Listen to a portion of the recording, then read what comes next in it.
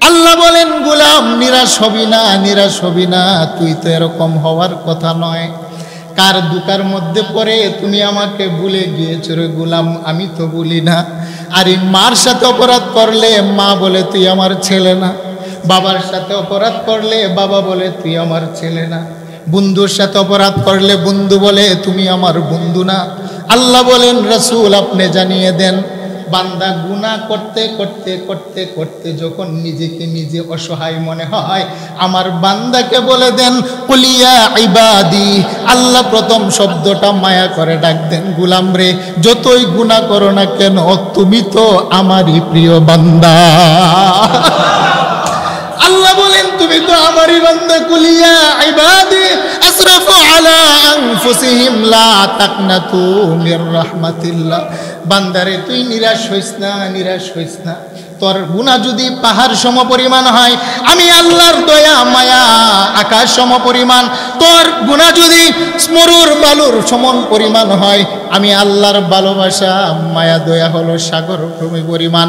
বান্দা গুনার কথা স্মরণ করে তুই তওবা করতে দেরি, আল্লাহ বলেন গোলাম আমি আল্লাহ মাফ করে তোকে বন্ধু বানাতে দেরি করি না।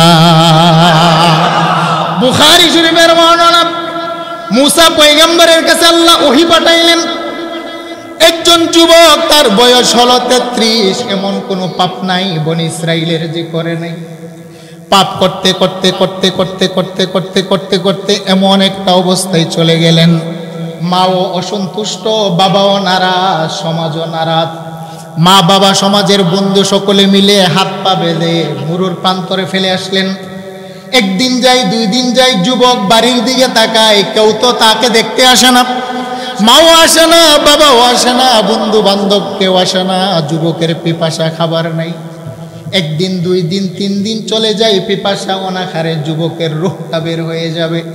এবার যুবক দুটা চক্ষু উপরের দিকে তাকিয়ে বলে, মালিক যাদেরকে আপন ভেবেছিলাম 3টা দিন হয়ে গেল কেউ দেখতে আসলো না। আমি এখন বুঝে দেখলাম তুমি ছাড়া আমার আপন আর কেউ নাই। আমি যদি এই মুহূর্তে মারা যাই, তওবা করলাম আমার কোনোদিন তোমাকে পর বানাবো না। আর যদি আমাকে তুমি হায়াত দাও, কোনোদিন তোমাকে কষ্ট দেব না। এই কথা বলা মাত্রই যুবকটা ইন্তেকাল হয়ে যায়। 3 দিন পর্যন্ত যুবকের লাশ পড়ে আছে। সমাজের কেউ গোসলও দেয় না, কাফনও পরায় না। আমার আল্লাহ মুসা পয়গম্বরের কাছে ওহী পাঠাইলেন, মুসা আমার একটা গোলাম পাহাড়ের পাদদেশে পড়ে আছে, তুমি যাও নিজে হাতে গোসল করাও, নিজে হাতে কবর খনন। আল্লাহ পাক রূহের জগতে মাহফিল মজলিস সাজাইলেন। সাজিয়ে আমার আল্লাহ সমস্ত রূহগুলাকে একত্রিত করে তিনি একটা প্রশ্ন রাখলেন। প্রশ্নটা হলো, আলাস্তু বিরব্বিকুম, হে রূহ তোমরা বলো আমি কি তোমাদের রব নয়? সমস্ত রূহগুলা সেদিন জবাব দিয়েছিল, ক্বালু বালা, কেন না, নিশ্চয়ই আপনি আমাদের রব এবং প্রতিপালক। সুবহানাল্লাহ বলেন। সেই রূহের জগতে সেদিন কোনো হিন্দু ছিল না, বৌদ্ধ ছিল না, নাস্তিক ছিল না, আস্তিক ছিল না, কোনো ভেদাভেদ ছিল না। সমস্ত রূহগুলা স্বীকৃতি দিয়েছিল যে আপনি আমাদের পালনেওয়ালা, আপনি আমাদের রব, মালিক। তবে আমরা আপনাকে ভালোবাসতে মনে চাই। সুবহানাল্লাহ কোন? আল্লাহ আপনাকে একটু আদর করতে মনে চায়, আপনাকে ভালোবাসতে মনে চায়, আপনাকে সেজদা দিতে মনে চায়, আপনার দিকে পা দিয়ে হেঁটে যেতে মনে চায়। আল্লাহ বলেন, রূহ আমাকে যে সেজদা দিবে তোমার তো কপাল নাই, আমাকে যে ডাকবে তোমার তো জবান নাই, আমাকে যে ভালোবাসা দিবে তোমার তো অন্তর নাই। রূহ বলে, মালিক আমাকে তাহলে কপাল দেন সেজদা দেওয়ার জন্যে। আল্লাহ বলেন, অচিরেই দুনিয়াতে পাঠিয়ে তোমাকে কপাল দেব। সুবহানাল্লাহ কোন? আমাকে জবান দেন আপনাকে ডাকার জন্য। আল্লাহ বলেন, অচিরেই তোমাকে জবান দিব আমাকে ডাকার জন্যে। আপনাকে ভালোবাসতে মনে চাই, আমাকে অন্তর দেন। আল্লাহ বলেন, অচিরেই তোমাকে আমি আল্লাহ বাম পাশে দুধের 2 আঙ্গুল নিচে একটা কলব দেব আমাকে ভালোবাসার জন্যে। আল্লাহ পাক ধীরে ধীরে এই রূহগুলাকে জীবন দিয়ে দুনিয়াতে পাঠিয়ে আল্লাহ কপাল দিলেন, ডাকার জন্য জবান দিলেন, ভালোবাসার জন্য অন্তর দিলেন, আল্লাহর দিকে হেঁটে যাওয়ার জন্য আল্লাহ পা দিলেন। এত কিছু পাওয়ার পরে যারা দুনিয়াতে এসে এখান সেজদা দেন না, দুনিয়াতে এসে যারা জবান দিয়ে আমার মালিককে ডাকে না, দুনিয়াতে এসে যারা তার অন্তর দিয়ে তার স্রষ্টাকে ভালোবাসা দেয় না, আল্লাহ পাক এখন আফসোস করে বলে, গোলাম রে, তুমি না বলেছিলে আমাকে ডাকতে বড় তোমার মনে চায়, তুমি না বলেছিলে রুহের জগতে আমাকে সেজদা দিতে তোমার মনে চায়, তুমি না বলেছিলে রুহের জগতে আমাকে ভালোবাসতে তোমার মনে চায়, আমি না ভালোবাসার জন্য অন্তর দিলাম, ডাকার জন্য জিহ্বা দিলাম, আমাকে সেজদা দেওয়ার জন্য নিজ হাতে তোমার কপাল বানাইলাম। আল্লাহ বলেন, মা গাররাকা বিরব্বিকাল কারীম, গোলাম এরকম তো হওয়ার কথা নয়, তুমি তো আমার সাথে ওয়াদা করেছিলে, আজকে কেন তুমি ওয়াদা ভঙ্গ করলে? কি হলো তোমার? কে আমার কাছ থেকে তোমাকে দূরে সরিয়ে নিল? আল্লাহু আকবার। এই কথাটাই আমার আল্লাহ বলেন, ইয়া আইয়ুহাল ইনসান মা গাররাকা বিরব্বিকাল কারীম। সুবহানাল্লাহ বলবেন না? আল্লাহ বলেন, গোলাম তুমি না বলেছিলে আমাকে ভালোবাসতে তোমার মনে চাই, তুমি না বলেছিলে আমাকে সেজদা দিতে তোমার মনে চাই, তুমি না বলেছিলে আমার দিকে আমাকে জবান দিয়ে ডাকতে তোমার মনে চাই, আমি আল্লাহ সব দিলাম। মা গাররাক, কে রে তোমাকে বাধা দিল? জবান পাওয়ার পরেও গোলাম কেন আমি আল্লাহকে একটু ডাকতে পারো না? আল্লাহু আকবার। সন্তান যদি নাফরমান হয়, মা বাবা কি বলে, কিরে ছেলে তুই তো নাফরমান হওয়ার কথা না, তুই তো আমার রক্তের, তুই কেন নাফরমান হলি? মনে হয় তোর বন্ধুটা ভালো না। কি বলেন, ঠিক না বেঠি? তুই যাদের সাথে চলস মনে হয় তোর বন্ধু বান্ধবগুলো ভালো না, দুষ্ট প্রকৃতির, নয়তো তুই তো আমার সন্তান, আমার রক্ত দ্বারা তৈরি, নাফরমানি করার তো কথা নয়। মা সন্তান খারাপ হলো সরাসরি সন্তানকে দোষ দেয় না, অপরের ছেলেকে দোষ দেয়, ঠিক না বেটি? আল্লাহ বলেন, ইয়া আইয়ুহাল ইনসান মা গাররাকা বিরব্বিকাল কারীম। আল্লাহ বলেন, গোলাম তুমি না ওয়াদা করেছিলে, আজকে কেন তুমি ওয়াদা লঙ্ঘন করলে? আর এই ওয়াদা লঙ্ঘন করার তো কথা ছিল না। কোন কারণে ওয়াদা লঙ্ঘন করেছো? কে তোমাকে বাধা দিয়েছে? আমি আল্লাহকে তুমি একটু বলো গোলাম। আল্লাহু আকবার। সরাসরি আমার আল্লাহ বান্দাকে দোষারোপ করেন। আল্লাহ বলেন, মা গাররাক, কে তোমাকে বাধা দিল? তুমি তো এরকম হওয়ার কথা নয়। কেন? আমার সাথে তো তোমার একটা চুক্তিবদ্ধ হয়েছে রুহের জগতে, তুমি আমাকে ডাকবে। কি বলেন, ঠিক না বেঠি? মা গাররাক, আল্লাহ বলেন, গোলাম কে তোমাকে বাধা দিল? এরকম তো হওয়ার কথা ছিল না, কারণ তোমার জবান ছিল কুচি। যেদিন তুমি জন্ম লাভ করেছিলে, কুচি জবান দিয়ে ডাকার ক্ষমতা ছিল না, আমি মালিক ধীরে ধীরে ডাকার ক্ষমতা দিলাম। তোমার হাত ছিল বটে, ধরার ক্ষমতা ছিল না, আস্তে আস্তে ধরার ক্ষমতা দিলাম। তোমার পা ছিল বটে, কিন্তু হাঁটার ক্ষমতা ছিল না, আমি তোমার মালিক না, আস্তে আস্তে হাঁটার ক্ষমতা দিলাম। তোমার দেমাগ ছিল, চিন্তা গবেষণার ক্ষমতা ছিল না, আমি তোমার রব, আস্তে আস্তে চিন্তা গবেষণার ক্ষমতা দিলাম। ইয়া আইয়ুহাল ইনসানু মা গাররাকা বিরব্বিকাল কারীম। বলো না, এত সুন্দর করে যিনি তোমাকে সাজাইলেন, বানাইলেন, ডেকোরেশন করলেন, আজকে কার কথার পিছনে পড়ে তুমি তোমার মালিককে ভুলে গেলে? আল্লাহু আকবার। কি বলেন, এরকম আছে না নাই? আমরা নাফরমান, আমরা আল্লাহর সাথে ওয়াদা আমরা রাখতে পারি নাই, ভুলে গেলাম। এই কথাটাই আল্লাহ বলেন, ইয়া আইয়ুহাল ইনসান মা গাররাকা বিরব্বিকাল কারীম। আরে আমি তো তোমার এমন দয়াময় মালিক, বিনা স্বার্থে আমি আল্লাহ তোমাকে ভালোবাসি। দুনিয়ার মানুষ মানুষকে ভালোবাসে তার স্বার্থের কারণে, যদি তার স্বার্থে আঘাত পড়ে মাও তার সন্তানকে ভুলে যায়, বাবার স্বার্থে আঘাত পড়লে বাবাও সন্তানকে ছেড়ে দেয়, তেজ্যপুত্র করে। নেতা নেত্রীর স্বার্থে আঘাত পড়লে তারাও নেতা কর্মীদেরকে দল থেকে ত্যাগ করে দেয়, আছে না নাই? হ্যাঁ, মাননীয় সাবেক প্রধানমন্ত্রী বিপদ দেখে নিজে চলে গেছেন কর্মীকে বিপদে ফেলে রেখে। কি বলেন, ঠিক না বেটি? হ্যাঁ, যতদিন স্বার্থ ছিল ততদিন নেতা কর্মীদেরকে আমরা উলামায়ে কেরামের বুকে 5ই মে শাপলা চত্বরে আমাদেরকে ঘুমন্ত অবস্থায় হত্যা করার জন্য লেলিয়েছিলেন, কিন্তু আজকে যখন আমরা রুখে দাঁড়িয়েছি পালাতে বাধ্য হয়েছে, ঠিক না বেটি? হক কথা বলতে কি ভয় আছে নাকি? আমাদের বুকে কি রক্ত জড়ায় নাই? শাপলা চত্বরের কালো রাত্রিতে আমাদেরকে হত্যা করে নাই? সম্মানিত হাজিরিন, স্বার্থ যখন আঘাত পড়ে সকলেই পালিয়ে যায়। আল্লাহ বলেন, গুলাম আমি তোমার এত বড় রব, আমি বিনা স্বার্থে তোমাকে ভালোবাসি, কারণ আমি আল্লাহ কখনো তোমাকে ফেলে দিতে পারি না। সুবহানাল্লাহ। মার স্বার্থে আঘাত পড়লে মাও সন্তানকে বলে তুই আমার ছেলে না। বাবার স্বার্থে আঘাত পড়লে বাবা বলে তুই আমার ছেলে না।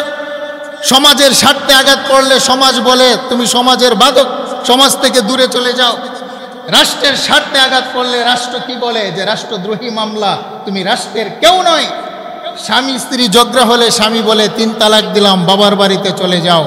বন্ধু স্বার্থে আঘাত করলে বন্ধু বন্ধুকে হত্যা করে। আল্লাহ বলেন, গুলাম মা গাররাকা বিরব্বিকাল কারীম, আমি তোমার এত বড় রব, তুমি যতই গুনাহ নাফরমানি করো না কেন, একটা ওক্ত তোমার এক ডুব পানি আমি রব তোমার জন্য বন্ধ করি নাই। আল্লাহু আকবার। কি বলেন, আল্লাহ বন্ধ করছেন? যারা আল্লাহকে মানে না, নাস্তিক, তাদের জমিনে বৃষ্টি হয় কি হয় না? তাদের জমিনে শস্য ফলাদি হয় কি হয় না? তাদের গাছে, কাঁঠাল গাছে কাঁঠাল, আম গাছে আম আসে কি আসে না? আল্লাহ বলেন, গুলাম তুমি আমাকে মানো না, তারপরও আমি আল্লাহ বিনা স্বার্থে তোমাকে দিয়ে যাচ্ছি, কারণ আমি হলাম বিরব্বিকাল কারীম। আমি আমার কারীমের এই রাজত্বের কারণে, আমার দয়ার কারণে আমি আল্লাহ পৃথিবীর আস্তিক নাস্তিক যারা আমাকে মানে অথবা মানে না, সকলকে আমি আল্লাহ সমানভাবে লালন পালন করি। সুবহানাল্লাহ বলেন। ইয়া আইয়ুহাল ইনসানু মা গাররাকা বিরব্বিকাল কারীম। আল্লাহ বলেন, গুলাম তুমি না বলেছিলে আমাকে সেজদা দিতে মনে চাই? রুহের জগতে সেজদা দেওয়ার কোনো ব্যবস্থা ছিল না, কারণ সেজদা দিতে কপাল লাগে, তোমার কপাল ছিল না। আমি আল্লাহ দুনিয়াতে পাঠিয়ে তোমাকে কপাল দিলাম। মা গাররাক, কি হলো রে আজকে কেন আমার কপাল দিয়ে সেজদা দিতে পারো না? আরে তুমি যেদিন বলেছিলে আমাকে সেজদা দিতে মনে চাই, আমি মালিকেরও সেদিন তোমার সেজদা নিতে বড় মনে চেয়েছিল, সেই জন্য আমি আল্লাহ তোমাকে একটা কপাল দিলাম। তোমার দেওয়া কপাল দিয়ে তুমি যদি আমাকে সেজদা দাও গুলাম, তোমার পরবর্তী তোমার বিপরীত ফেরেশতা আছে, ফেরেশতাও আমাকে সেজদা দেয়। যে ফেরেশতার কোনো গুনাহ নাই, পাপ নাই, মাসুম বেগুনাহ, একজন বেগুনাহ নূরের ফেরেশতা 30,000 বছর যদি আমাকে সেজদা দেয়, তার 30,000 বছরের সেজদা যদি এক পাল্লায় রাখা হয়, তুমি গুনাহগার পাপী দাপী আমার মায়ার বান্দা 30 সেকেন্ডে যদি আমাকে একটা সেজদা দাও, তোমার সেজদাটা 30,000 বছর জিব্রাইলের সেজদার চাইতো আমি রবের কাছে বড় দামি। ইয়া আইয়ুহাল ইনসানু মা গাররাকা বিরব্বিকাল কারীম। আল্লাহ বলেন, তুমি না বলেছিলে আমাকে ডাকতে মনে চাই, সেই জন্য তোমাকে জবান দিলাম।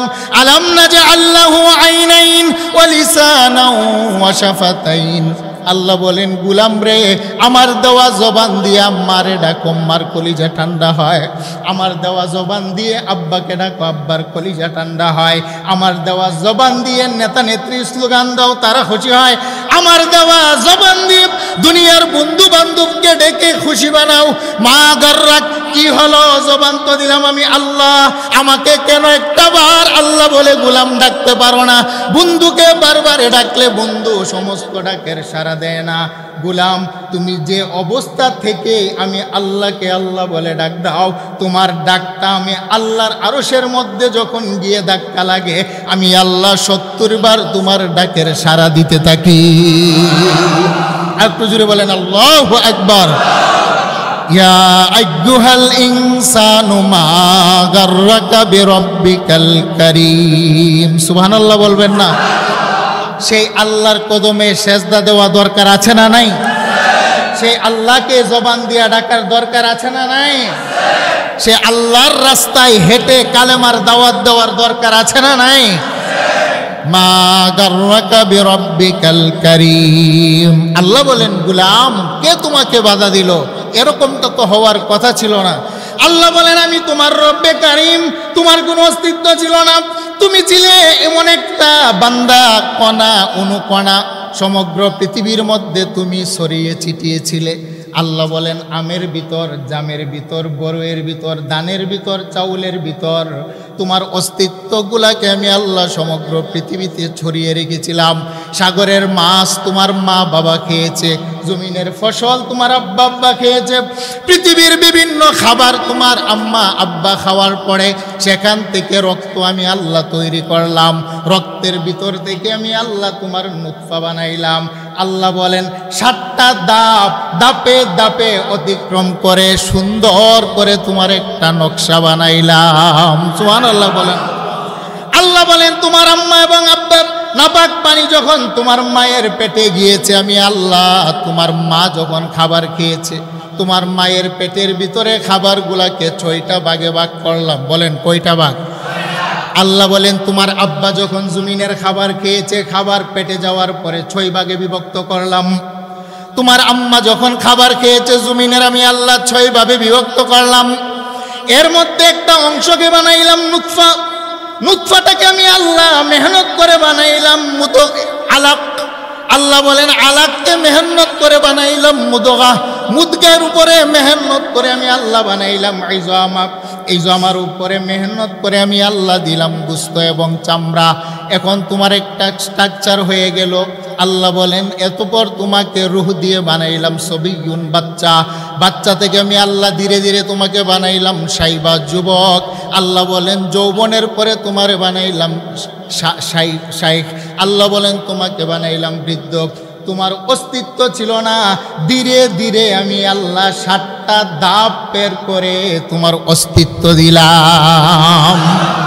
আল্লাহ বলেন যিনি তোমাকে বিনা অস্তিত্ব থেকে অস্তিত্বের মধ্যে দাঁড় করালেন, বিনা নকশায় যিনি তোমাকে এত সুন্দর মানুষ বানাইলেন, মা গাররাকা বিরাব্বিকাল কারীম, আজকে কেন তোমার রবের সাথে ওয়াদা তুমি লঙ্ঘন করো গোলাম? কথাটা কার? আরেকটু জুড়ে বলেন কথাটা কার? সেই জন্য আল্লাহ পাক বড় মায়া দয়া করে মানুষকে ডাকলেন, হে বান্দা আমি আল্লাহ না বড় দয়া মায়া করে তোমাকে বানাইলাম, সুতরাং তুমি যদি আমাকে না ভুলে তোমার রুহের জগতের ওয়াদা যদি বান্দা তুমি ঠিক রাখতে পারো, আমার কাছ থেকে তুমি ঘোষণা নিয়ে নাও রে বান্দা।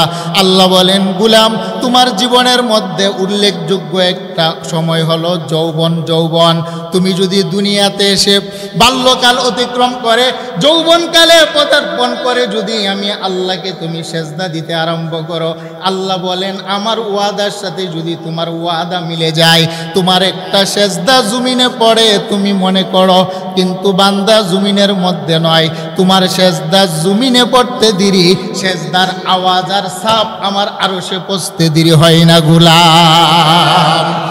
যদিও বাহ্যিক দৃষ্টিতে তুমি সেজদা দাও জমিনের উপরে, তোমার সেজদার সাপ পরে আমি আল্লাহর আরশে আউজিমে। সুবহানাল্লাহ বলেন। আল্লাহ বলেন গুলাম তোমার আর আমার মাঝখানে কোনো পর্দা থাকে না, তুমি যদি তোমার ওয়াদা পালন করো ধীরে ধীরে আমি আল্লাহ তোমাকে বড় প্রিয় বানিয়ে নেই। আল মুকমিনু আকরামু আলাল্লাহি মিন বাজিল মালাইকা, আস্তে আস্তে তোমার অবস্থা এমন একটা পর্যায়ে পৌঁছে যায় নূরের তৈরি ফেরেশতার চাইতো আমি আল্লাহ তোমাকে বেশি ভালোবেসে ফেলি। সুবহানাল্লাহ কোন আল্লাহ বলেন জিবরাইল আমার গোলাম আমার সাথে যে ওয়াদা করেছিল ওয়াদা রক্ষা করেছে, আমি আল্লাহ আমার গোলামকে ভালোবাসি, তুমি সাক্ষী থাকো, ঘোষণা দাও। এবার জিবরাইল তার নূরের পাখা মেলে মেলে 7 আকাশে ভ্রমণ করে বলে ফেরেশতারা জি শোনো, আমার আল্লাহ জমিনের এই গোলামটাকে ভালোবেসে ফেলেছে, তোমরাও ভালোবাসো। এবার আকাশের ফেরেশতা বান্দাটাকে ভালোবাসে, আকাশ থেকে কোটি কোটি ফেরেশতা জমিনে আসে, জমিনের ফেরেশতাদেরকে বলে আল্লাহ ভালোবাসেন, ফেরেশতা ভালোবাসে, জমিনবাসী আমরাও ভালোবাসি। আল্লাহ বলেন জমিনের ফেরেশতা ঘোষণা দেওয়ার পরে প্রত্যেকটা গাছ থেকে নিয়ে গর্তের পিপিলিকা পর্যন্ত ওই মানুষটা যেই দিকে হাঁটে যেই দিকে যায় ওই মানুষটাকে ওই প্রাণীগুলাও ভালোবেসে ফেলেন। ফামা বাকাত আলাইহিমুস সামাওয়াতু ওয়াল আরদ, আল্লাহ বলেন গুলাম তোমাকে এমন ভালোবাসা দেয় যেদিন তুমি মারা যাও তোমার ভালোবাসার কারণে জমিনও কাঁদতে থাকে, আকাশও কান্না করতে থাকে। একটু জোরে বলেন আল্লাহু আকবার। আমার কথা নয় নবীর কথা, ইবনে মাজার বর্ণনা। قال رسول الله صلى الله عليه وسلم ما من مؤمن إلا وله باب يسعد منه عمل وباب ينزل منه رزق فإذا مات بكى عليه নবী বলেন যে মানুষটা আল্লাহর সাথে তার ওয়াদাকে ঠিক রাখে ওই মানুষটা যখন মারা যায় ওই মানুষটার জন্য আকাশের দুটা দরওয়াজা আমার আল্লাহ রেখেছেন আকাশের দুটা দরওয়াজা মানুষটার ইন্তেকালের পর থেকে নিয়ে কিয়ামত পর্যন্ত তার ভালোবাসায় কাঁদতে থাকে জিকির করেন লা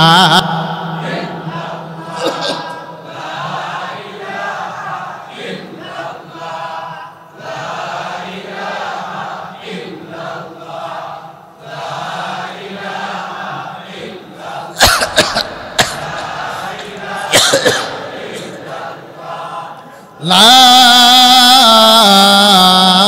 ইলাহা ইল্লাল্লাহু মুহাম্মাদুর রাসূলুল্লাহ সাল্লাল্লাহু আলাইহি ওয়াসাল্লাম বলেন আল্লাহু আকবার ইয়া আইয়ুহাল ইনসানু মা গাররাকা বিরাব্বিকাল কারীম আল্লাহ বলেন গোলাম যদি রূহের জগতের ওয়াদা আমার সাথে তুমি ঠিক রাখতে পারো রে গোলাম আল্লাহ বলেন হে যুবক তোমার দেহের ভিতরে আমি আল্লাহ একটা যৌবন দিলাম 15 বৎসর সময় অতিক্রম করার পরে যৌবনতা আসে আল্লাহ বলেন যুবক তোমার দেহের সবচাইতে দামি অংশটার নাম হলো যৌবন যৌবন বলেন ঠিক না বেঠিক আল্লাহ বলেন তোমাকে যৌবনের পাগলামি যৌবনের খাহেসাত যৌবনের শক্তি দিলাম যৌবন বয়সে যদি আমি আল্লাহর সাথে তুমি ওয়াদা ঠিকরা করে গোলাম যদি ওয়াদা লঙ্ঘন না করো তোমার অবস্থা তোমার দাম কেমন তুমি জানোনি তুমি তো স্বর্ণের দাম চিনলা তোমার দাম তুমি চিনো নাই হীরা জহরাত মণি মুক্তার দাম বুঝলা তোমার দাম কত তুমি চিনো নাই দুনিয়ার অট্টালিকা ক্ষমতার চেয়ারের দাম বুঝলা আল্লাহ বলেন যুবক তোমার দাম কত তুমি তো বুঝো নাই তুমি কল্পনা করে নাই ইয়াউমান ইলাল বাইতি আও ইলাল কাবা ফাকালা মা আ'যামাকা ওয়া আ'যামা হুরমাতাকা ওয়াল মুমিনু আ'যামু হুরমাতান ইনদাল্লাহি মিনকা পাক পবিত্র কাবা শরীফের দাম আমার আল্লাহর দরবারে যত টানা আছে একজন ওয়াদাওয়ালা যুবক যদি যৌবন বয়সে আল্লাহর কদমে সেজদা দেয় ইবাদত করে আমার নবী বলেন ওই মানুষটার দাম পবিত্র কাবার চাইতো আল্লাহর দরবারে কোটি কোটি গুণ বেশি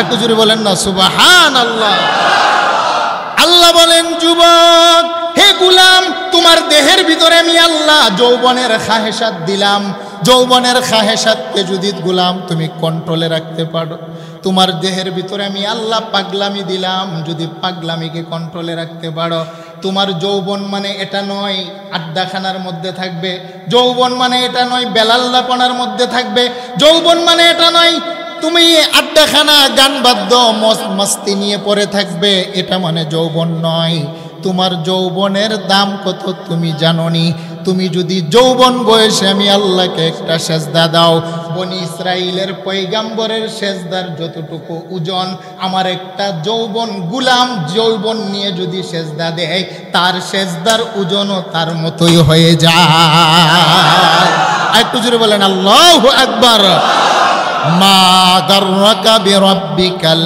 কারীম আল্লাহ বলেন হে আমার যুবক বান্দা তোমার দেহের ভিতরে আমি আল্লাহ যে 50-60 বছরের হায়াত দিলাম তার ভিতর থেকে তোমার সবচাইতে গুরুত্বপূর্ণ যে অংশটার নাম হলো যৌবনকাল সুবহানাল্লাহ বলবেন না বলেন মানুষের সবচাইতে দামি যে সময়টার নাম কি যৌবনকাল মানে শুধু গান বাদ্য নিয়ে পড়ে থাকার নাম নয় ঠিক না বে ঠিক আমাদের যুবকেরা মনে করে যে যৌবন পাইছি এখন শুধু গান বাদ্য মন মাস্তি এটা হলো যৌবনের আনন্দ উল্লাস করা না ইসলামের পরিভাষায় একজন যুবকের হায়াতের ভিতরে একজন মানুষের সবচাইতে গুরুত্বপূর্ণ যে সময় সেই সময়টার নাম হলো তার যৌবনকাল সুবহানাল্লাহ সেই জন্য বুখারীর হাদিস প্রথম খণ্ড আমার নবী বলেন قال رسول الله صلى الله عليه وسلم سبعة يظلهم الله في ظله يوم لا ظل إلا ظله আমার আল্লাহ যেদিন আদালত কায়েম করবেন হাসরের ময়দানে যেদিন আপনজন বলতে কেউ পাশে দাঁড়াবে না, যারা যৌবন বয়সে আমার আল্লাহর আদেশ মানে, ওয়াদা মানে, আমার নবী বলেন আমার আল্লাহ কবর থেকে উঠিয়ে ওই সমস্ত যুবকগুলাকে ডেকে ডেকে তিনার আরশের নিচে বসতে জায়গা করে দিবেন। সাবআতু ইউযিল্লুহুমুল্লাহু ফি যিল্লিহি ইয়াওমা লা যিল্লা ইল্লা যিল্লুহু, ইমামুন আদিল ওয়া শাবুন নাশা ফি ইবাদাতিল্লাহ। 7 প্রকারের মানুষ আমার আল্লাহ আরশের নিচে জায়গা দিবেন। এর ভিতরে এক প্রকার হলো ইমামুন আদিল, যারা হলো ন্যায়পরায়ণ বাদশাহ, যারা সত্যকে সত্য মিথ্যাকে মিথ্যা বলে বিচার করেন, সাদাকে সাদা কালোকে কালো বলে যারা বিচার করেন, আমার আল্লাহ তাদেরকে তিনার আরশের নিচে মুতির মিম্বরে বসে বসে হাসরের ময়দানের বিচার কার্য দেখার সুযোগ করে দিবেন। সুবহানাল্লাহ। ন্যায়পরায়ণ বাদশাহ বলেন 1 নম্বর শর্ত কি? ন্যায়পরায়ণ বাদশাহ। বর্তমানে তো হলো পৃথিবীতে ন্যায়পরায়ণ নাই, যেই কোনো রকম বাবা শোনা হাত পা ধরে ক্ষমতায় বসে সেই হয়ে যায় জালেম। ঠিক না ঠিক? ক্ষমতায় যেই যায় সেই হয়ে যায় জালেম। ক্ষমতায় যাওয়ার আগে দেখবেন কত যে পায়ে ধরে বাবা ডাকে সোনা ডাকে বারবার বাড়িতে আসে, যেই মাত্র ক্ষমতার চেয়ারের মধ্যে বসে খুলুস পাল্টায় ফেলে। এরকম লোক আছে না নাই? আর একটু জুড়ে বলেন আসে না নাই? হ্যাঁ, যুগে যুগে ছিল, আরো আসবে। কি বলেন? আরো আসবে। কিন্তু এখন সময় আসছে আর কোনো জালেমকে বাংলাদেশের মসনদে আমরা দেখতে চাই না। ঠিক না বেঠে? জুলুম করবেন আর অত্যাচার করবেন। সুতরাং ছাত্র জমাত জেগে উঠেছে, সুতরাং এখন আর চেয়ারের মধ্যে বসে যা ইচ্ছা তা করবেন সেটা হবে। আর একটু জুড়ে বলেন হবে। হ্যাঁ, বর্তমান ছাত্র সমাজ জেগে উঠেছে। সুতরাং ছাত্রদের রক্ত যেই রাস্তার মধ্যে কুরবানি যায়, যেই আন্দোলন বা যেই কোনো পৃথিবীর যেই প্রান্তে মানুষ রক্ত জড়ায়, সেটা কখনো বিফলে যায়। ইতিহাস অধ্যয়ন করলে দেখবেন প্রত্যেক জাতির নাজাত, শৃঙ্খলা, শান্তির পিছনে যুবকদের ভূমিকা হলো বেশি। ঠিক না ঠিক? সুতরাং যুবক যারা আছেন, যুবক সম্প্রদায় যারা আছেন, আমার মুসল্লিয়ানে কেরাম বলেন যৌবন বয়সের মূল্যায়ন করতে হবে কি হবে না? আরেকটু জুড়ে বলেন হবে কি হবে না? তাহলে যৌবন মানে কি শুধু গান বাদ্য খেল তামাশা? না, যৌবন মানে শুধু গান বাদ্য আর খেল তামাশা নয়। যৌবন হলো আল্লাহর পক্ষ থেকে আমানত। যৌবনের দাবি রাখে যেখানে অন্যায় হবে সেখানেই প্রতিবাদ। ঠিক না বেঠে? যেখানে অন্যায় হবে সেখানেই প্রতিবাদ। এটা হলো যৌবনের কাছে দাবি। কারণ আমার রাসূলকে সবচাইতে বেশি যারা সাহায্য করেছেন তারা হলেন যুবক সাহাবায়ে কেরাম। সুবহানাল্লাহ বলবেন না? যুবক সাহাবায়ে কেরাম, খালিদ বিন ওয়ালিদ, আলী রাদিয়াল্লাহু তাআলা আনহুর মতো সাহাবায়ে কেরাম, উমরের মতো সাহাবায়ে কেরাম, আমার রাসূল যুবক সাহাবায়ে কেরামের মাধ্যমে যতটুকু ইসলামের উপকৃত হয়েছেন, সেই জন্য আমার রাসূল যুবক সাহাবীদেরকে সবার আগে জিহাদের ময়দানে রাখতেন। সুবহানাল্লাহ বলবেন না? তাই আমার রাসূল বলেন, হে আমার উম্মতের যুবকেরা, যৌবন বয়সকে তোমরা মূল্যায়ন করো। ইমামুন আদিল, ন্যায়পরায়ণ বাদশাকে আমার আল্লাহ আরশের নিচে জায়গা দিবেন। ও শাবুন নাশা ফি ইবাদাতিল্লাহ, যেই সমস্ত যুবক যৌবন বয়সে রুহের জগতে আল্লাহর ওয়াদা ঠিক রাখে, আমার আল্লাহ তাদেরকেও ডেকে ডেকে আরশের নিচে বসার জায়গা করে দিবেন। সুবহানাল্লাহ। আরেকটা অংশ আছে এই হাদিসের, রজুলুন ইমরাআতুন যাতু হাসাবিন ওয়া জামালিন ফাকালা ইন্নী আখাফুল্লাহ। সুন্দরী নারী যৌবন বয়সে একজন যুবককে যদি ডাকে, হে যুবক, আমার দেহে যৌবন আছে, তুমিও টকবকে যুবক, আসো আমরা প্রেম বিনিময় করি। যুবক যদি বলে ফাকালা ইন্নী আখাফুল্লাহ, হে আমার বোন, আমি তো আমার আল্লাহকে ভয় করি। এই যৌবন মানে অবৈধভাবে তোমার সাথে মেলামেশা করা নয়। এই যৌবন হচ্ছে আল্লাহ প্রদত্ত আমানত। আমি তোমার কুপ্রস্তাবে সাড়া দিতে পারি না। নবী বলছেন, এত বড় একটা ত্যাগ যেই ব্যক্তি করবে, আল্লাহ পাক ওই যুবকটাকেও আরশের নিচে বসার জায়গা করে দিবেন। সুবহানাল্লাহ। আজকে দাওয়াতে তাবলীগে অনেক যুবক বন্ধুরা আসছেন। কি বলেন, আসেন কি আসেন নাই? ইচ্ছে করলে পারতেন বাড়িতে বসে মন মস্তি করতে, কিন্তু আল্লাহর ঘর মসজিদে এসে একবেলা খাবার খাচ্ছেন, এক তরকারি দিয়ে খাচ্ছেন, আরামের খাবার, আরামের বিছানা সব কিছু ফেলে দিয়ে কাকে রাজি করার জন্য? আরেকটু জুড়ে বলেন, কাকে রাজি করার জন্য? আশা রাখবেন এই যৌবনের এই ত্যাগ কোনোদিন বৃথা যাবে। আরেকটু জুড়ে বলেন, বৃথা যাবে। আল্লাহ বলেন, ইয়া আইয়ুহাল ইনসানু মা গাররাকা বিরাব্বিকাল কারীম। হাদিসের মধ্যে আছে, আমার আল্লাহ হাসরের ময়দানে 5টা প্রশ্ন করবেন। লা তাজুলু কাদমা ইবনে আদম ইয়াউমাল কিয়ামাতি হাত্তা ইউসআলা আন খামসিন। মুসলিমের বর্ণনা, আমার আল্লাহ হাসরের ময়দানে প্রত্যেকটা মানুষকে 2টা পায়ের পাতার উপরে দাঁড় করিয়ে তিনি 5টা প্রশ্ন করবেন। লা তাজুলু কদমা ইবনে আদম, 5টি প্রশ্নের জবাব প্রত্যেকটা মানুষ যতক্ষণ না দিবে কদম সামনে বামে যেতে পারবে না। সুবহানাল্লাহ কোন। এর ভিতরে 1 নম্বরের প্রশ্ন হলো, ওয়া আন উমরিহি ফিমা আফনা। হে গোলাম, বলো তোমার জীবনের হিসাব দাও, 60 বছর জীবন কিভাবে কাটিয়েছো। ওয়া আন শাবাবিহি ফিমা আবলা। আল্লাহ পাক বলবেন, গোলাম তোমার জীবনের গুরুত্বপূর্ণ একটা অধ্যায় ছিল যৌবনকাল। যৌবন, গোলাম তুমি বলো তোমার জীবনের যৌবনকালটা তুমি কিভাবে কাটিয়েছো। সুবহানাল্লাহ। আমি আপনাদেরকে প্রশ্ন করি, আল্লাহ যে প্রশ্ন করবেন তোমার জীবনের হিসাব দাও, জীবনের ভিতরেই তো যৌবন আছে। কি বলেন, আছে না নাই? আমার জীবন 60 বৎসর, আল্লাহ তো প্রশ্ন করলেনই তোমার জীবনের হিসাব দাও, জীবনের ভিতরেই তো যৌবন আছে, শৈশবকাল আছে, বৃদ্ধকাল আছে। আল্লাহ পাক যৌবনটাকে গুরুত্ব দিতে গিয়ে গোটা জীবন থেকে এই পার্টটাকে আমার আল্লাহ আলাদা করে স্বতন্ত্র প্রশ্ন বাড়াবেন, ওয়াশাবাবিহি ফিমা আবলা। গোলাম আগে তো প্রশ্ন করেছি তোমার জীবনের হিসাব দাও, এখন স্বতন্ত্রভাবে বলো জীবনের ভিতরে যে যৌবন ছিল যৌবনটা কিভাবে কাটিয়েছো তার একটা হিসাব দাও। সুবহানাল্লাহ বলেন। তাহলে যৌবনের গুরুত্ব আছে না নাই? আরেকটু জুড়ে বলেন, আছে না নাই? সেই জন্য যুবক ভাইরা যারা আছেন, যৌবন বয়সে আমরা আল্লাহ এবং রাসূলের দাসত্ব আর গোলামি করব তো ইনশাআল্লাহ। নাস্তিকদের পক্ষে যাওয়ার কোনো সুযোগ আছে? যারা আল্লাহর দুশমন, যারা রাসূলের দুশমন, যারা ইসলাম মিল্লাতের দুশমন, যারা স্বাধীনতা সার্বভৌমত্বের বাংলাদেশের দুশমন, তাদের পক্ষে যাওয়ার কোনো সুযোগ আছে? সুতরাং তাদের পক্ষে যাওয়ার কোনো সুযোগ, ইসলাম কায়েম করার জন্যে, ইসলামের পক্ষে কথা বলার জন্যে, কোরআনের পক্ষে কথা বলার জন্যে, আল্লাহ এবং রাসূলের পক্ষে কথা বলার জন্যে যদি রক্ত জড়িয়ে যদি শহীদ মারা যায়, এটাকে মরণ বলে না। আল্লাহ বলছেন তাদেরকে মৃত বলো না, তারা হলো বাল আহইয়া।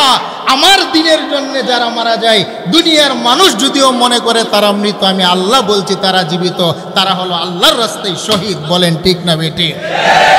সেই জন্য যুবক ভাইয়েরা যাদেরকে বললাম, নামাজ পড়া যেমনিভাবে ইবাদত, রোজা রাখা যেমনিভাবে ইবাদত, আল্লাহ রাসূলের জিকির করা যেমনিভাবে ইবাদত, তাবলীগে যাওয়া যেমনিভাবে ইবাদত, আল্লাহর দ্বীন, আল্লাহর জমিনে হক কথার পতাকা বুলন্দ করা এটাও ইবাদত। বলেন ঠিক না বেঠি? আল্লাহ পাক আমাদের যুবকগুলোকে তৌফিক দান করে। সকলে বলেন আমিন। একটু জিকির করেন, লা ইলাহা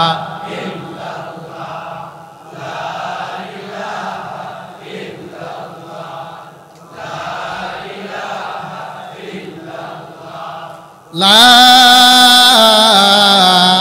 ইলাহা ইল্লাল্লাহু মুহাম্মাদুর রাসূলুল্লাহ সাল্লাল্লাহু আলাইহি ওয়াসাল্লাম। বলেন আল্লাহু আকবার। কিন্তু সাবধান, কারো উপরে জুলুম করা যাবে না। আর একটু জুড়ে বলেন, জুলুম করা যাবে না। আপনি মজলুম যদি হন, আল্লাহর সাহায্য আপনার উপরে আছে। আল্লাহ কখনো জালেমের পক্ষে থাকে না। জালেম যদি কাবার ইমামও হয়, আল্লাহ জালেমের সাথে থাকেন না, আল্লাহ থাকেন মজলুমের সাথে। বলেন ঠিক না বেঠি?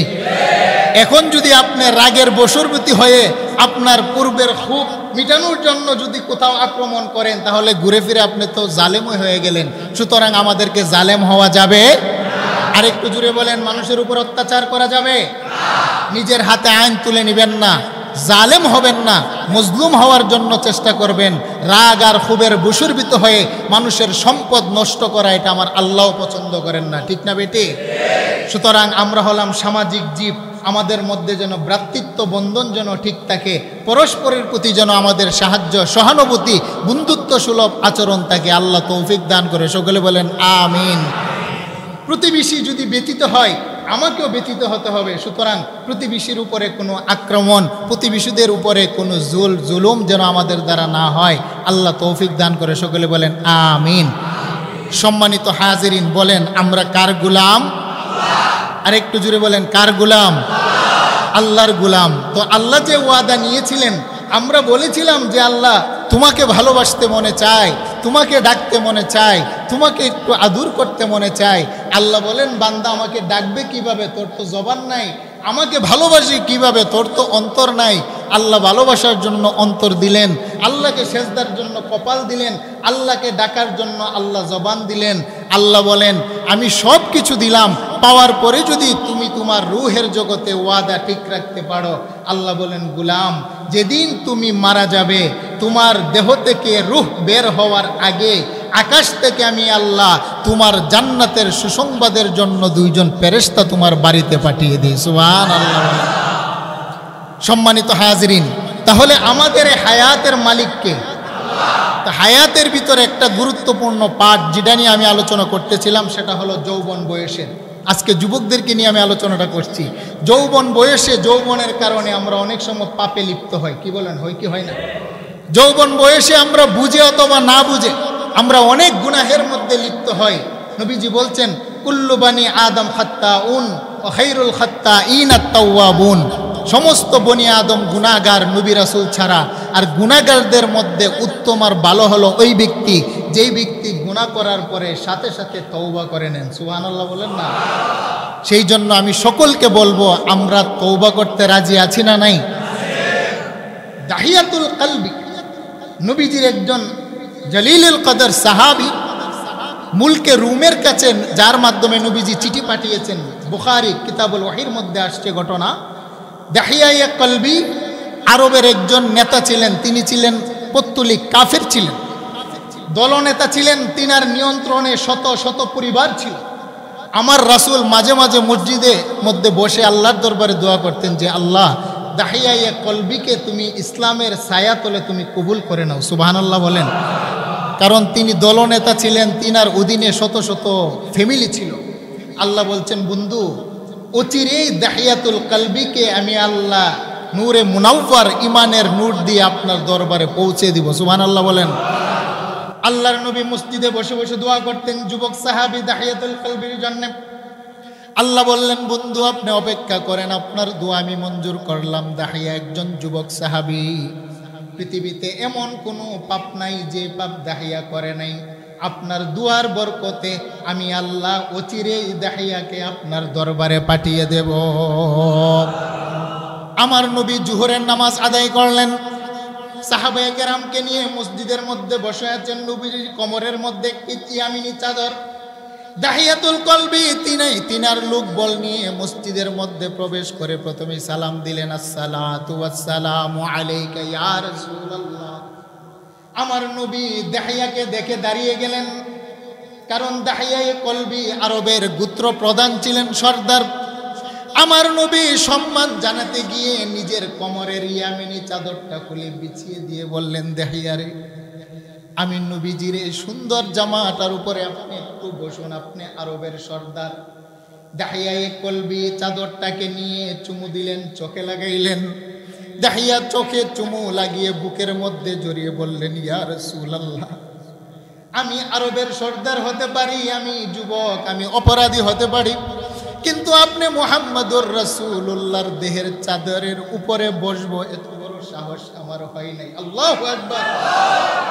দাহিয়া আমার নবীর প্রতি যে ভালোবাসা দেখাইলেন, আমার আল্লাহ বলেন বন্ধু আপনার প্রতি ভালোবাসা দেখানোর কারণে আর দাহিয়ার অন্তরে তওবা ইস্তেগফারের তামান্না ছিল বিদায় আপনি দাহিয়াকে এই মুহূর্তে ঘোষণা দিয়ে দেন, আমি আল্লাহ দাহিয়া যদি আপনার হাতে হাত দিয়ে কালেমা পড়ে, তওবা পড়ে, দাহিয়ার পিছনের 40 বছরের গুনাহ আপনার দরবার থেকে বের হওয়ার আগেই মাফ করে দেব। জিব্রাইল নবীর দরবারে আসলেন, ইয়া রাসূলুল্লাহ, ইয়া হাবিবাল্লাহ, দাহিয়া আরবের গোত্রের সর্দার আপনার দরবারে আসছে, দাহিয়া যদি তওবা করে আমার আল্লাহ মাফ করবেন। আমার নবী বলেন, দেহিয়া রে, আমার হাতে হাত দিয়ে তওবা করবানি, কালেমা পড়বানি। দেহিয়া বলে, ইয়া রাসূলুল্লাহ, কথা পরে হবে, আগে কালেমা পড়িয়ে দেন। লা ইলাহা ইল্লাল্লাহু মুহাম্মাদুর রাসূলুল্লাহ সাল্লাল্লাহু আলাইহি ওয়াসাল্লাম। আল্লাহ বলেন, বন্ধু দেহিয়াকে আমি মাফ করে দিলাম। আমার রাসূল বলেন, দেহিয়া, আমার আল্লাহ তোমার জীবনের সমস্ত গুনাহ মাফ করে দিলাম, তুমি একটু মুস্কি হাসি দাও। দেহিয়া হাসে না, দেহিয়া অজুরে কাঁদতে আরম্ভ করলেন। আমার নবী বলেন, দেহিয়া, তুমি যে গোত্রের সর্দার ছিলে, তোমার কি মায়া হচ্ছে নাকি? কালেমা পড়ার কারণে কাঁদো কেন? তোমার কোনো ব্যথা আছে কিনা?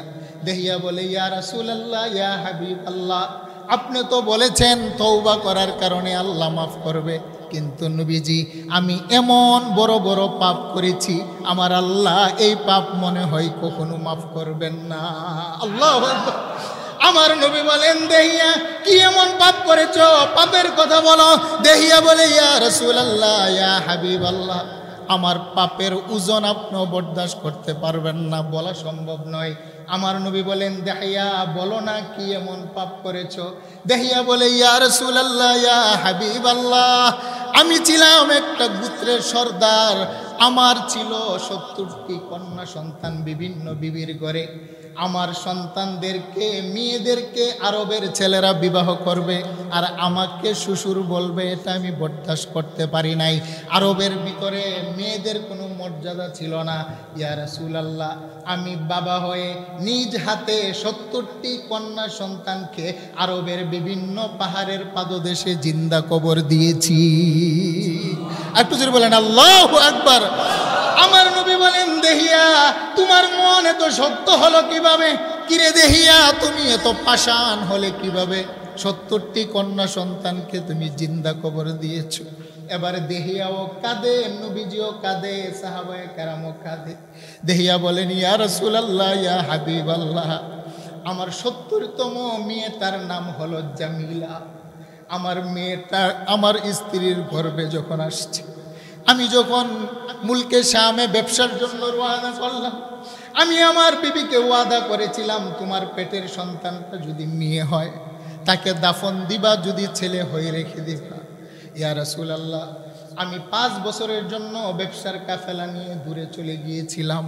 আমার বিবির ঘরে যে সন্তান হয়েছিল সেটা ছিল মেয়ে, দেখতে বড় সুন্দর। আমার স্ত্রী মায়া করে নাম রেখেছিল জামিলা। 5 বছর পরে যখন বাড়িতে আসি, ছোট্ট মেয়েটা আমার পিছনে পিছনে ঘুরে আব্বু আব্বু বলে, আমার বরদাস্ত হয় না।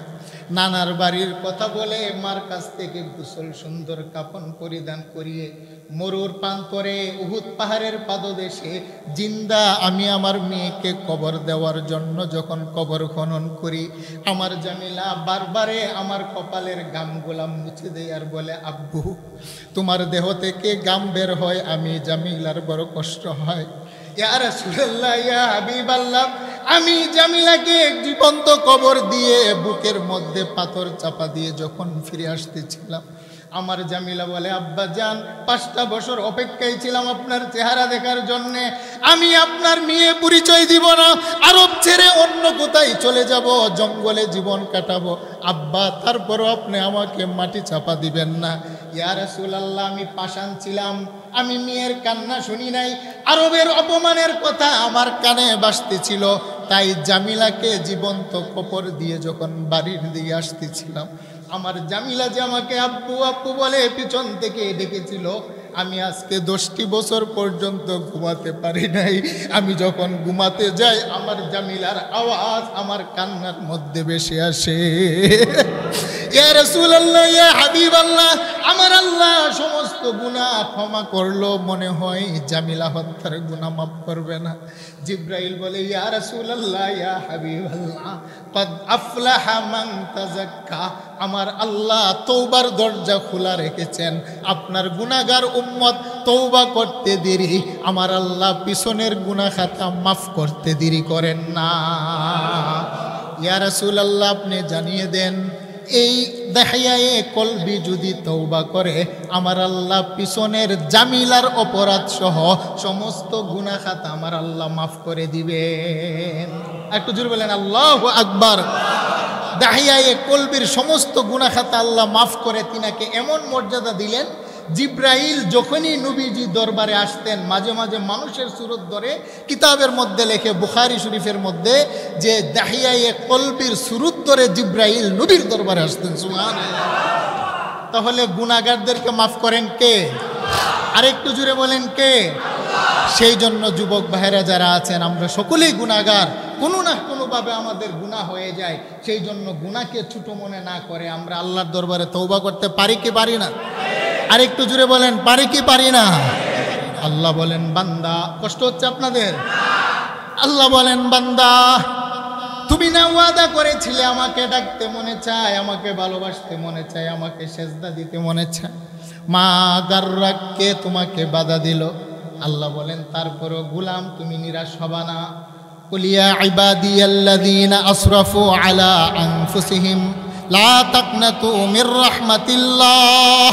আল্লাহ বলেন, গোলাম নিরাশ হবি না, নিরাশ হবি না, তুই তো এরকম হওয়ার কথা নয়। কার দুকার মধ্যে পড়ে তুমি আমাকে ভুলে গিয়েছো রে গোলাম? আমি তো ভুলি না। আর এই মার সাথে অপরাধ করলে মা বলে তুই আমার ছেলে না, বাবার সাথে অপরাধ করলে বাবা বলে তুই আমার ছেলে না, বন্ধুর সাথে অপরাধ করলে বন্ধু বলে তুমি আমার বন্ধু না। আল্লাহ বলেন, রাসূল আপনি জানিয়ে দেন, বান্দা গুনাহ করতে করতে করতে করতে যখন নিজেকে নিজে অসহায় মনে হয়, আমার বান্দাকে বলে দেন কুলিয়া ইবাদি। আল্লাহ প্রথম শব্দটা মায়া করে ডাক দেন, গোলাম রে যতই গুনাহ করো না কেন তুমি তো আমারই প্রিয় বান্দা। আল্লাহ বলেন, তুমি তো আমারই বান্দা। কুলিয়া ইবাদি আসরাফু আলা আনফুসিহিম লা তাকনাতু মির রাহমাতিল্লাহ। বান্দারে তুই নিরাশ হইস না, নিরাশ হইস না। তোর গুনাহ যদি পাহাড় সম পরিমাণ হয়, আমি আল্লাহর দয়া মায়া আকাশ সম পরিমাণ। তোর গুনাহ যদি মরুর বালুর সমান পরিমাণ হয়, আমি আল্লাহর ভালোবাসা মায়া দয়া হলো সাগর পরিমাণ। বান্দা গুনার কথা স্মরণ করে তুই তওবা করতে দেরি। আল্লাহ বলেন, গোলাম আমি আল্লাহ মাফ করে তোকে বন্ধু বানাতে দেরি করি না। বুখারী শরীফের বর্ণনা, মুসা পয়গম্বরের কাছে আল্লাহ ওহী পাঠাইলেন। একজন যুবক, তার বয়স হলো 33। এমন কোনো পাপ নাই বনি ইসরাইলের যে করে নাই। পাপ করতে করতে করতে করতে করতে করতে করতে করতে এমন একটা অবস্থায় চলে গেলেন, মাও অসন্তুষ্ট, বাবাও নারাজ, সমাজও নারাজ। মা বাবা সমাজের বন্ধু সকলে মিলে হাত পা বেঁধে মরুর প্রান্তরে ফেলে আসলেন। একদিন যাই, 2 দিন যাই, যুবক বাড়ির দিকে তাকায়, কেউ তো তাকে দেখতে আসে না। মাও আসে না, বাবাও আসে না, বন্ধু বান্ধব কেউ আসে না। যুবকের পিপাসা, খাবার নাই। 1 দিন 2 দিন 3 দিন চলে যায়, পিপাসা অনাহারে যুবকের রূহটা বের হয়ে যাবে। এবার যুবক দুটা চক্ষু উপরের দিকে তাকিয়ে বলে, মালিক, যাদেরকে আপন ভেবেছিলাম 3টা দিন হয়ে গেল, কেউ দেখতে আসলো না। আমি এখন বুঝে দেখলাম তুমি ছাড়া আমার আপনার কেউ নাই। আমি যদি এই মুহূর্তে মারা যাই, তওবা করলাম আমার কোনো দিন তোমাকে পর বানাবো না। আর যদি আমাকে তুমি হায়াত দাও, কোনো দিন তোমাকে কষ্ট দেব না। এই কথা বলা মাত্রই যুবকটা ইন্তেকাল হয়ে যায়। 3 দিন পর্যন্ত যুবকের লাশ পড়ে আছে। সমাজের কেউ গোসলও দেয় না, কাফনও পরায় না। আমার আল্লাহ মুসা পয়গম্বরের কাছে ওহী পাঠাইলেন, মুসা, আমার একটা গোলাম পাহাড়ের পাদদেশে পড়ে আছে, তুমি যাও, নিজে হাতে গোসল করাও, নিজে হাতে কবর খনন করো, নিজের জুব্বাটা দিয়ে কাফনের কাপড় পরাও। তবে মুসা শুনো, জানাজার নামাজ পড়ানোর আগে তার বাড়িতে গ্রামে যাবে, গিয়ে তুমি একটা এলান করবে, এই যুবকের জানাজার নামাজে যতগুলা মানুষ উপস্থিত হবে, আমি আল্লাহ যুবকটার উসিলায় সমস্ত মানুষগুলাকে মাফ করে দেব। আর হুজুর বলেন আল্লাহু আকবার। মুসা পয়গম্বর দৌড় দিয়ে গেলেন, গিয়ে দেখেন 3 দিন পর্যন্ত হাত বাঁধা, পা বাঁধা। যুবকের হাত পায়ের বাঁধন করলেন, যুবককে কূপের পানি দিয়ে গোসল করাইলেন, নিজের জুব্বা দিয়ে তিনি কাফনের কাপড় পরাইলেন। জানাজার নামাজ উপস্থিত করে তার গ্রামের বাড়িতে গিয়ে পাহাড়ের উপরে দাঁড়াইলেন। দাঁড়িয়ে বলেন, কে আছো আমার পিছনে আজকে জানাজার নামাজ পড়বা? সমস্ত মানুষগুলা দৌড়িয়ে মুসা পয়গম্বরের পিছনে এসে হাজির। মানুষগুলা বলেন, মুসা কি এমন ভাগ্যবান ব্যক্তি মারা গেল যার জানাজা পড়লে আমার আল্লাহ মাফ করবেন, দেখতে চাই। মানুষগুলাকে মুসা পয়গম্বর লাশ দেখাতে আরম্ভ করলেন। মা বলে, পয়গম্বর এটা তো আমারই ছেলে নাফরমান। বাবা বলে, পয়গম্বর এটা তো আমার ছেলে নাফরমান। সমাজের বন্ধুরা বলে, পয়গম্বর সে তো আমার বন্ধু নাফরমান। এমন কোনো পাপ নাই যে করে নাই, তার পাপের কারণে অসন্তুষ্ট হয়ে আমরাই তো জঙ্গলে ফেলে গেলাম। এবার মুসা পয়গম্বর দূর দিয়ে তুর পাহাড়ের উপরে গেলেন। আল্লাহু আকবার বলে, মালিক তার মা তার পাপের সাক্ষ্য দেয়, তার বাবা তার পাপের সাক্ষী দেয়, তার বন্ধু তার গ্রাম তার পাপের সাক্ষী দেয়। এমন একটা পাপী যুবকের জানাজার নামাজ পড়ানোর জন্য আমাকে বললেন, আমি আপনার বন্ধু মুসা পয়গম্বর এই যুবকের জানাজার নামাজ পড়লে মাফ করে দিবেন ঘোষণা করলেন। আল্লাহু আকবার বলেন। আল্লাহ বলেন, মুসারে তার পাপ তার সমাজে দেখেছে, যেদিন তার দেহ থেকে রূহটা বের হয়ে যাবে রে মুসা, আমার যুবক বান্দাটার জন্য আমি আল্লাহ রহমতের দরজা খুলে মাথার উপরে অপেক্ষায় ছিলাম। আমার বান্দা বুঝে না বুঝে পাপ করেছে, তার দেহ থেকে রূহটা বের হওয়ার সময় আমি আল্লাহর সাথে ওয়াদা করেছিল। আমি আল্লাহ 30টা বছর তার ওয়াদার জন্য অপেক্ষায় ছিলাম। সমাজের মানুষ 30 বছরের পাপ দেখেছে, 30 সেকেন্ডের তওবা দেখে নাই। আমার বান্দা জীবনের শেষ মুহূর্তে আমি আল্লাহর সাথে ওয়াদা করে তওবা করেছিল রে মুসা, আমি আল্লাহ তওবার বিনিময়ে 30 বছরের গুনাহ খাতা আমি আল্লাহ মাফ করে দিয়েছি। মুসা বলেন, মালিক তার পিছনে নামাজ পড়লে সকলকে মাফ করবেন, কারণটা কি? আল্লাহ বলেন, মুসা তার গুনাহ মাফ করার পরে হাত পা বাঁধা ছিল, আর গুনাহ করার সুযোগ পাই নাই রে মুসা। যেই ব্যক্তিটার দেহে কোনো গুনাহ নাই সে আমি আল্লাহর ওলি বন্ধু হয়ে যায়। আমি বন্ধুর জানাজায় যারা পড়তে আসে তাদেরকে আমি আল্লাহ বন্ধু বানিয়ে নেই। আমার বন্ধুর জানাজা পড়তে যারা আসবে আমি আল্লাহ তাদেরকে হাদিয়া স্বরূপ জানাজা পড়নে ওয়ালাদের জীবনের গুনাহ খাতা আমার বন্ধুর খাতিরে আমি আল্লাহ মাফ করে দেই। একটু জোরে বলেন আল্লাহু আকবার। সেই জন্য আমার আল্লাহ মাফ করতে পারে কি পারে না? আরেকটু জোরে বলেন, পারে কি পারে না? মা গাররাকা বিরব্বিকাল কারীম। জিকির করেন লা ইলাহা ইল্লাল্লাহ, লা ইলাহা ইল্লাল্লাহ, লা ইলাহা ইল্লাল্লাহ।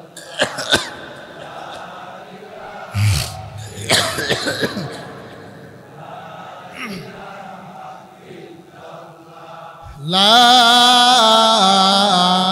ইলাহা ইল্লাল্লাহু মুহাম্মাদুর রাসূলুল্লাহ সাল্লাল্লাহু আলাইহি ওয়াসাল্লাম। সেজন্য আব্বাজানেরা, সম্মানিত মুসল্লিয়ানে কেরাম, আমরা সকলে আল্লাহর দরবারে তওবা করব তো ইনশাআল্লাহ।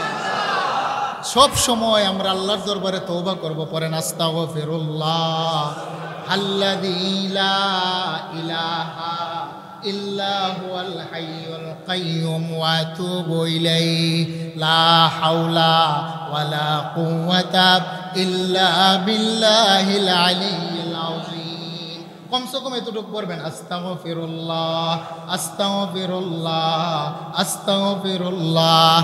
আল্লাহর রাসূল বলেন, আমার আল্লাহর একজন প্রিয় গোলাম যদি মারা যায়, ওই মানুষটা মারা যাওয়ার পরে সমাজের যেই সমস্ত মানুষ তাকে গোসল করায়, সুবহানাল্লাহ কোন, ওই আল্লাহর প্রিয় বান্দা হওয়ার কারণে যারা গোসল করায়, ক্বালা রাসূলুল্লাহ সাল্লাল্লাহু আলাইহি ওয়াসাল্লাম, মান গাসসালা মাইয়িতান মুসলিমান গাফারাল্লাহু লাহু 40 মাররা।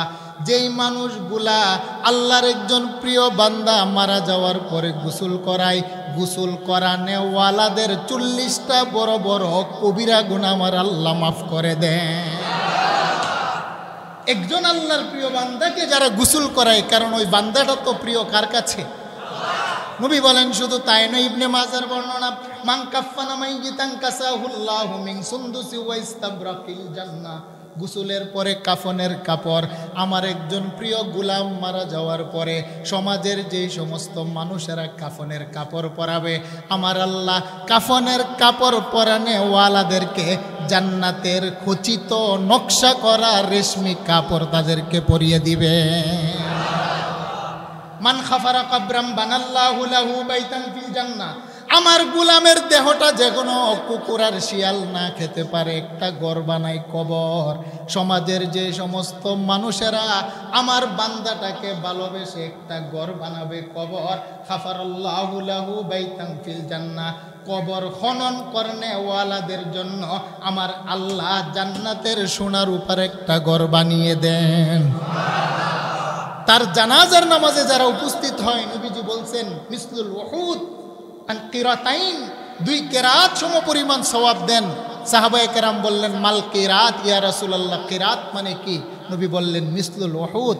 আমার একজন গোলাম সমাজের যদি মারা যায়, সমাজের মানুষ বংশের ঊর্ধ্বে গিয়ে, আত্মীয়তার ঊর্ধ্বে গিয়ে, আমরা অনেকে আছি যে আমার বংশের মানুষ হইলে দৌড়িয়ে যায়, কি বলেন? এরকম আছে না নাই? বংশের না হলে যেতে চায় না, আত্মীয় সম্পর্ক না হলে যেতে চায় না, আর এ তো আমার বংশের না, আমার আত্মীয় না। না, এইরকম বৈষম্য রাখা যাবে? আর একটু জুড়ে বল, রাখা যাবে? আমার সুযোগ আছে, যেই হোক না কেন, যেই বংশের যেই গোত্রের হোক না কেন, মানুষটা যদি মারা যায়, আমি যদি সাধ্য থাকে তাকে আমি গোসল করাবো, আমার সাধ্য থাকলে আমি নিজে কাফনের কাপড় পরাবো, কমসে কম জানাজার নামাজে আমি যাব। নবী বলছেন যদি সমাজের একজন মানুষ মারা গেলে আরেকজন মানুষ জানাজা যায়, আমার প্রিয় বান্দার খাতিরে উহুদ পাহাড় সম পরিমাণ সওয়াব তার আমল নামায় দিয়ে দিই। সুবহানাল্লাহ। তাহলে বলেন ইমানদার যুবক আল্লাহর সাথে যাদের ওয়াদা, তাদের মর্যাদা আছে না নাই? আরেকটু জুড়ে বলেন, আছে না নাই? হ্যাঁ, এরকম একজন যৌবন বয়সে যারা ইবাদত করবে, চেহারা যদিও কালো হয়, তার মৃত্যুর পরে আল্লাহ বলবেন জিব্রাইল তাকে নহরে হায়াতের মধ্যে গোসল করাও। সুবহানাল্লাহ বলেন। আমি আরেকটু সময় নিচ্ছি, আপনারা বিরক্ত হবেন? নহরে হায়াতের মধ্যে গোসল করাও, বান্দাকে নহরে হায়াতের মধ্যে গোসল করাবেন। আল্লাহ বলেন বান্দা তোর চেহারা কি সুন্দর হতে মনে চায়? বান্দা বলেন আল্লাহ আমার চেহারা তো কালো, সুন্দর বানাও। আল্লাহ বলবেন যা, ইউসুফ পয়গম্বরকে দুনিয়ার অর্ধেক সৌন্দর্য দিয়ে বানিয়েছিলাম, তোর কালো চামড়াকে আমি আল্লাহর গোলামি করার কারণে ইউসুফ পয়গম্বরের মতো সুন্দর বানিয়ে দিলাম। সুবহানাল্লাহ বলেন। আদম আলাইহিস সালাতু ওয়াস সালামের মতো দেহ দিবেন। আমরা কার সন্তান? আরেকটু জুড়ে বলেন, কার সন্তান? লম্মা খালাকাল্লাহু আদম আলা সূরাতিহি ওয়া তুলুহু 60 জিরা। আদম পয়গম্বরের সিনাটা ছিল 7 হাত, তিনার দেহটা ছিল 60 হাত। সুবহানাল্লাহ বলেন। আল্লাহ বলেন পুনরায় বাবার আকৃতি দিমু, আদম পয়গম্বরের মতো 60 হাত দেহ দিবেন, মুহাম্মদুর রাসূলুল্লাহর মতো চরিত্র দিবেন, মুসা নবীর মতো শক্তি দিবেন, দাউদ নবীর মতো ধৈর্য দিবেন, আইয়ুব নবীর মতো কণ্ঠ দিবেন, ঈসা আলাইহিস সালাতু সালামের মতো 33 বছরের যৌবন দিয়ে আল্লাহ বলেন উদখুলু ফিল জান্নাহ। দুনিয়াতে আমাকে খুশি করার কারণে আমি আল্লাহ তোরে জান্নাতের মেহমানদারি বানাইলাম। সুবহানাল্লাহ। এবার বান্দা বলে আল্লাহ আমার তো একটা ভয় লাগে। বলে কি ভয়? যদি মরণ হয়ে যায়। সুবহানাল্লাহ কন্যা। এবার আল্লাহ বলবেন বান্দা তুই তাকা। আল্লাহ পাক যা আবিল মউত, একটা দুম্বা, 2 বছরের একটা দুম্বাকে আল্লাহ উপস্থিত করবে। ইউজআলু বাইনাল জান্নাতি ওয়ান নার, জান্নাত এবং জাহান্নামের মাঝখানে 2 বছরের একটা দুম্বাকে আল্লাহ উপস্থিত করবেন। সুম্মা ইউযবাহু, অতঃপর আমার আল্লাহ এটাকে জবাই করবেন। ফায়ুনাদি মুনাদিম মিনাস সামা, আকাশ থেকে জান্নাতীদেরকে লক্ষ্য করে আল্লাহ ঘোষণা দিবেন ইয়া আহলাল জান্নাহ লা মাউতা, তোমাদের মৃত্যুটাকে দুম্বার আকারে জবাই করেছি আমি আল্লাহ যতদিন অনন্তকাল, তোমরা আমার বন্ধু, তোমাদের হায়াত অনন্তকাল। সুবহানাল্লাহ বলেন। একটু জোরে বলেন আল্লাহু আকবার। বান্দা আর কোনো ভয় আছে নি? আল্লাহ আপনি যদি আমাদেরকে বের করে দেন, দুনিয়াতে তো বাবা সম্পত্তি দিয়েও নিয়ে নেই, কে বলেন আছে না নাই? নেত্রীর গুণগান যতদিন গাইতে পারি আমি তার কর্মী, ভালো নমিনেশন দেয়। আর যদি নেত্রীকে বান্ডেল না দিতে পারি, নেত্রী নমিনেশন চিনিয়ে নেই, আছে না নাই? আল্লাহ আপনি যদি আমার জান্নাত দিলেন, যদি আমাকে বের করে দেন, আল্লাহ বলে এটা কি ভয় আছে? বলে ভয়। আল্লাহ বলে লা তাখাফ, তুই ভয় করবি না, আমি আল্লাহ তোর উপরে খুশি হইলাম, আর কোনোদিন আমি আল্লাহ নারাজ হব না। সুবহানাল্লাহ বলে। এবার আল্লাহ বলেন আর কোনো কিছু চাওয়া পাওয়ার আছেনি? বান্দা বলবেন যে আল্লাহ আরেকটা জিনিস চাওয়ার আছে। আল্লাহ আর তো কোনো কিছু চাওয়ার নাই, হায়াত দিলা, সব দিলা, আল্লাহ বলেন গুলাম আরেকটা জিনিস আছে। বান্দা বলেন আল্লাহ আল লাগবে না। আল্লাহ কোন গুলাম রে, আমারে না দেখে না আমার রাস্তায় তাবলিগ করেছিলি, মানুষের কাছে কাছে গিয়ে আমার কথা উচ্চারণ করেছিলি, আমার কদমে রাত্রের অন্ধকারে এসে সেজদা দিয়েছিলি। হে যুবক, যৌবন বয়সে বেহায়াপনা, বেলেল্লাপনা, নাস্তিকতার দিকে না গিয়ে আমার কালেমা ঝান্ডা উচ্চ করার জন্য তুমি জীবন বিসর্জন দিয়েছিলে, আমাকে দেখতে তোর মনে চাইনি। সুবহানাল্লাহ কোন। এবার বান্দা বলবেন যে আল্লাহ লাং তারানি, মুসা নবী তো তোমাকে দেখতে পারে নাই, তুমি কি আমাদেরকে দেখা দিবে? আল্লাহ বলেন সেটা ছিল দুনিয়া, এখন হলো জান্নাত। তোর দেখতে মনে চাইনি, তুই বল। মানুষগুলা বলবে আল্লাহ দেখতে মনে চাই। আল্লাহ বলবেন যা, জুমার দিনে আসরের নামাজের পর তুই ওই জান্নাতের ময়দানের মধ্যে আসবি, আমি আল্লাহ তোরে দেখা দিব। সুবহানাল্লাহ বলেন। সম্মানিত হাজরিন, এই বর্ণনা দিতে গেলে অনেক সময় চলে যাবে, সম্ভব না। আমি আগামী জুমার পরের জুমা আসবো। দিদারে এলাহি, আল্লাহর সাথে যে বান্দার দেখা হবে, হাসরের ময়দান কত মধুর হবে, বিষয়টা নিয়ে আলোচনা করব। আল্লাহ পাক তৌফিক দান করে সকলে বলেন আমিন।